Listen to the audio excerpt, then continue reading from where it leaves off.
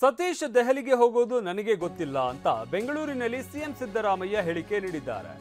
ಸತೀಶ್ ಜಾರಕಿಹೊಳಿ ನನ್ನ ಜೊತೆ ಮಾತನಾಡಿಲ್ಲ, ದೆಹಲಿಗೆ ಹೋಗುವ ವಿಚಾರ ನನಗೆ ಹೇಳಿಲ್ಲ.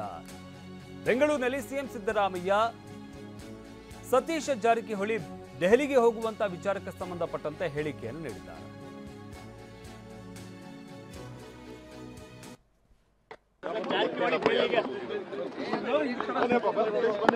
ಗೊತ್ತಿಲ್ಲ,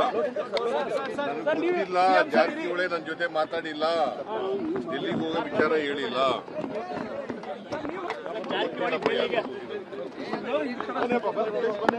ಗೊತ್ತಿಲ್ಲ,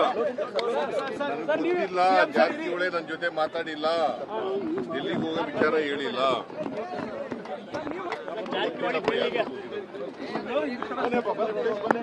ಗೊತ್ತಿಲ್ಲ,